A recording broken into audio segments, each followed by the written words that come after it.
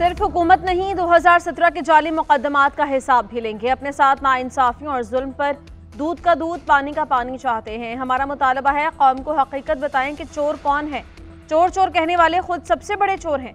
मियां नवाज शरीफ का पार्लिमानी बोर्ड के इजलास से खिताब, कहा मुझे, मेरे भाई, मेरे भतीजे और दीगर रहनुमाओं को जेलों में डाला गया। आपने जुल्म ढाया। जिन्होंने जाली मुकदमे बनाए कोई उनसे पूछेगा? मुल्क पर खलंडरे को मुसल्लत कर दिया। 190 मिलियन पाउंड सबसे बड़ा स्कैंडल है। बंद लिफाफा दिखाकर मंजूरी लेते रहे। कौम का 60 अरब खा जाएंगे तो बिजली महंगी ही होगी। डॉलर क्यों इतना महंगा हो गया और पैसा क्यों मिट्टी में मिल गया? सबका एहतसाब होना चाहिए।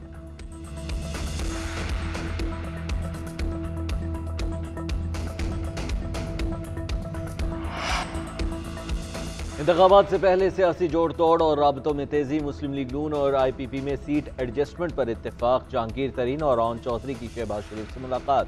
रहनुमाओं के दरमियान बातचीत जारी रखने पर इत्तेफाक। राना सनाउल्लाह, अयाज सादिक की मुलाकात में शिरकत। शहबाज शरीफ से तरीन की मुलाकात के बाद साद रफीक, राना सनाउल्लाह, अयाज सादिक भी जहांगीर तरीन की रिहाइश गाह पर पहुंचे। जहांगीर तरीन और ओन चौधरी से मुलाकात में सीट एडजस्टमेंट वाले हलकों पर बातचीत।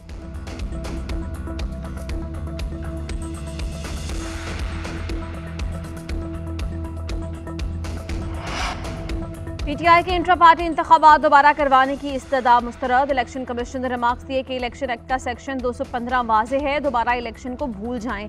कानून नहीं कहता कि बार बार किसी को इलेक्शन का कहें। कानून में सजा और जजा का निज़ाम मौजूद है। इलेक्शन कमीशन ने तमाम दरख्वास्तें काबिल समाअत करार दे दी। इंट्रा पार्टी इंतखाबात पर तहरीक इंसाफ को नोटिस जारी। समाअत 12 दिसंबर तक मुलतवी। इलेक्शन कमीशन के बाहर PTI कारकुनों का एहतजाज। इंट्रा पार्टी इलेक्शन नामंजूर के नारे।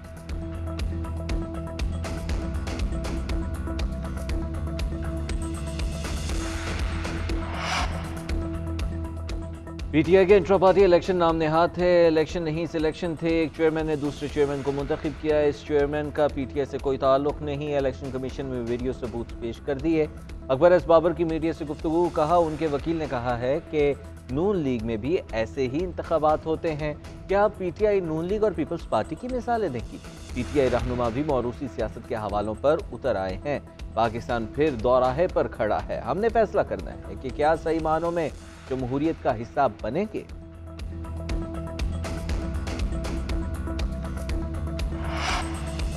तोशाखाना की नाअहली खत्म होने तक ही नया चेयरमैन मुंतखब किया है। बानी चेयरमैन नाअहली खत्म होने पर इलेक्शन भी लड़ेंगे। अगर उन्हें इलेक्शन से रोका गया तो हम चैलेंज करेंगे। बैरिस्टर अली जफर कहते हैं कि इंट्रा पार्टी इलेक्शन का ऑर्डर गैर आईनी और गैर कानूनी था, इसलिए चैलेंज किया। फैसले को मानते हुए हमने इलेक्शन करवाए। चैलेंज करना हमारा हक है। लार्जर बेंच के पास 3 ऑर्डर्स अब ज़ेर समाअत होंगे। PTI की जानिब से इस्लामाबाद में इस हवाले से कोई केस मेरे इल्म में नहीं है। किसी वकील ने इंट्रा पार्टी इलेक्शन के मामले को अज खुद इस्लामाबाद में चैलेंज किया है।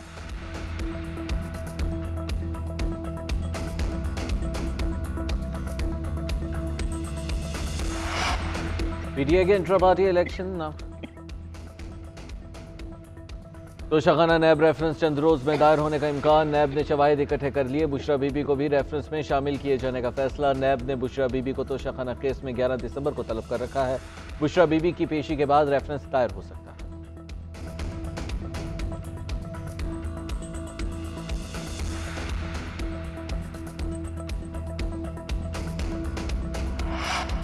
साबिक वज़ीर ख़ज़ाना शौकत तरीन का सियासत और तहरीक इंसाफ छोड़ने का ऐलान। सेनेट की नशिस्त भी छोड़ने का फैसला। कहते हैं तहरीक इंसाफ और सेनेट की सीट से इस्तीफ़ा दे रहा हूँ। अहले खाना और दोस्तों की मुशावरत से फैसला किया है। मौशी हालात और सेहत की वजह से पिछले 2-2.5 साल मुश्किल रहे।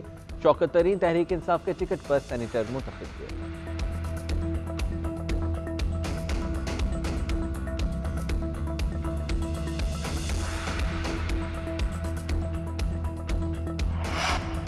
फजलुर रहमान पर हमले से मुतालिक सिक्योरिटी थ्रेट मिला है। इलेक्शन मुहिम के दौरान सियासी क़यादत को उमूमी और मौलाना फजलुर रहमान को खुसूसी खतरे की इतला है। निगरान वज़ीर दाखिला सरफराज बुगटी की मीडिया से गुफ्तगू, कहा माजी में शौकत अजीज, बेनज़ीर भुट्टो, सनाउल्लाह ज़हरी पर इलेक्शन मुहिम के दौरान हमले हो चुके हैं। इलेक्शन कमीशन की सिक्योरिटी की जो भी ज़रूरत होगी उसे पूरी करें।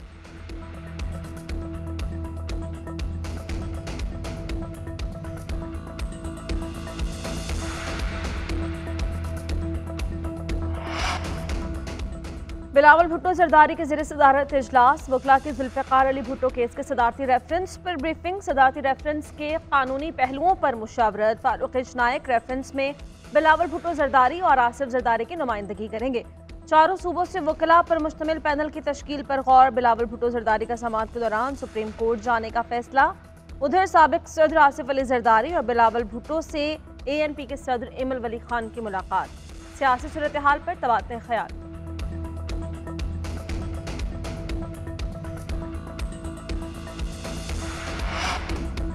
फौजी अदालतों के खिलाफ इंफ्रा कोर्ट अपीलें सुप्रीम कोर्ट में समाअत के लिए मुकर्रर। सुप्रीम कोर्ट का 9 रुकनी बेंच 13 दिसंबर को समाअत करेगा। वफाकी हुकूमत, वज़ारत दिफा और सूबाई हुकूमतों ने इंफ्रा कोर्ट अपीलें दायर कर रखी हैं।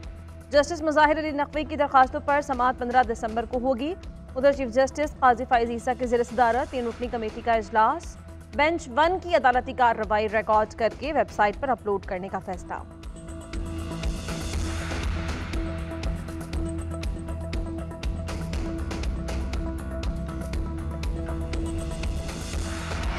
तहरीक इंसाफ के सीनियर नायब सदर शेर अफजल मरवत की गिरफ्तारी और रिहाई। वर्कर्स कन्वेंशन में शिरकत के लिए बातजोड़ जाते हुए खैबर पख्तूनख्वा पुलिस ने चकतरा के मकाम पर पकड़ा, बाद में रिहाई दे दी गई। शेर अफजल मरवत ने वीडियो पैगाम में कहा, पुलिस ने चकतरा के मकाम पर नाकाबंदी कर रखी थी, किसी तरीके से निकल आया।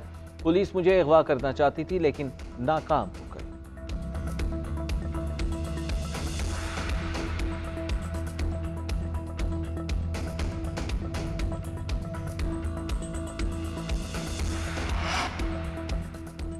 साबिक मुशीर एहतसाब शहजाद अकबर को गिरफ्तार करके पाकिस्तान लाने का फैसला। इस्लामाबाद पुलिस ने इंटरपोल को खत लिख दिया। शहजाद अकबर के खिलाफ इस्लामाबाद में मुकदमा दर्ज है।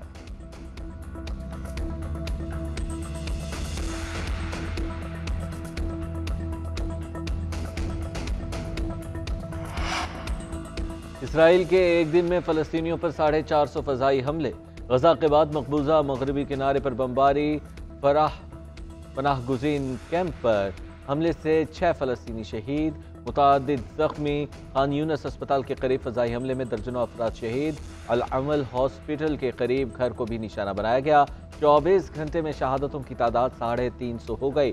सेहूनी फोर्सेस ने फिर फ़लस्तीनियों को मस्जिद अल अक्सा में नमाज जुमा की अदायगी से रोक दिया। अल कस्साम ब्रिगेड्स की मुतादिद इसराइली कमांडोज को हलाक और ज़ख्मी करने का दावा। अल कस्साम ब्रिगेड का कहना है इसराइली हमलों में मुतादिद यरगमाली मारे गए। शहरियों को निशाना बनाने के जवाब में तल अवीव पर रॉकेट्स की बारिश की है। उधर अक़वाम मुत्तहिदा के सेक्रेटरी जनरल अंतोनियो गुतेरेस का कहना है, हमारे 130 से ज़ायद साथी मारे गए। गजा के लोगों की खुराक ख़त्म हो रही है। पाकिस्तान और प्राइम मिनिस्टर 11 के दरमियान 4 रोज़ा मैच का आज आखिरी दिन। PM11 ने 4 विकेट्स के नुकसान पर 367 रन बनाए। मैट फिंशा की सेंचुरी, बैंकर वेफ की निफ सेंचुरी पाकिस्तान की बर्तरी खत्म करने के लिए 24 रन दरकार है।